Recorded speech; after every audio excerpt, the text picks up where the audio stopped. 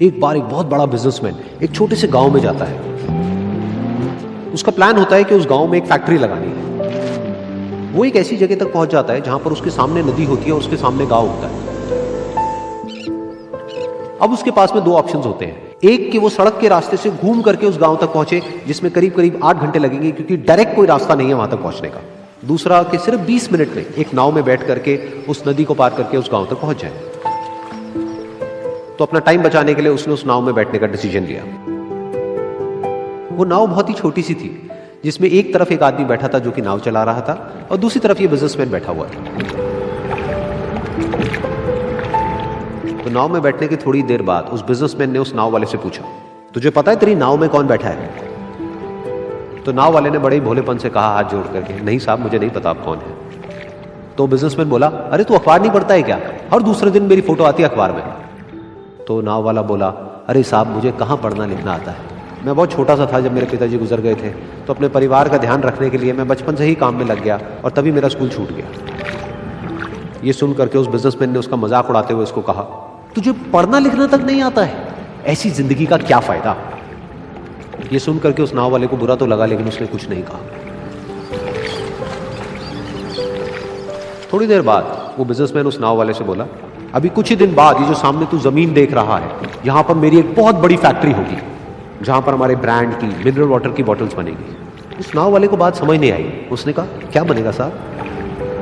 तो बिजनेसमैन थोड़ा सा इरिटेट होकर के बोला कि हमारे यहाँ पर पानी की बोतलें बनेंगी जो तेरे गांव में नहीं बिकेगी लेकिन शहरों में बहुत बिकती है।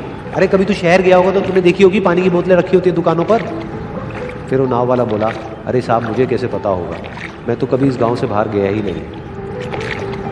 फिर वो बिजनेसमैन उसके ऊपर हंसते हुए बोला, तू कभी इस गांव से बाहर तक नहीं गया, तुझे पता ही नहीं कि शहर क्या होता है? अरे ऐसी जिंदगी का क्या फायदा? उसकी ये बात सुन करके उस नाव वाले को सच में लगने लगा कि मेरी जिंदगी शायद किसी काम की नहीं है।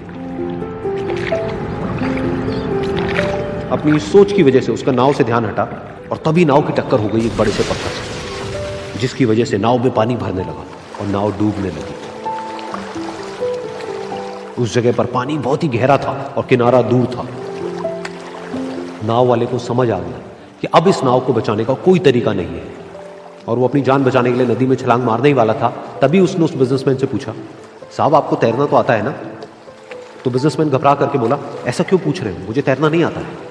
उसकी ये बात सुन करके नाव वाले को हंसी आ गई और वो बोला, अरे साहब आपको तैरना तक नहीं आता, ऐसी जिंदगी का क्या फायदा?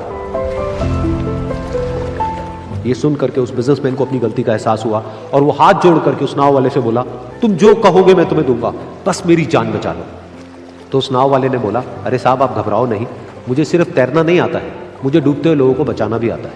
आप मुझे कस के पकड़ लो, मैं आपको कुछ नहीं होने दूंगा। और फिर उस नाव वाले ने ना सिर्फ अपनी बल्कि उस बिजनेसमैन की भी जान बचाई। तो इस कहानी से हम एक बहुत बड़ी सीख ले सकते हैं कि हमें जिंदगी में कभी भी किसी का भी मजाक नहीं उड़ाना चाहिए या उसको अपने से कम नहीं समझना चाहिए, क्योंकि हमें नहीं पता कि हमें कब, कहां, कैसे, किसकी जरूरत पड़ जाए।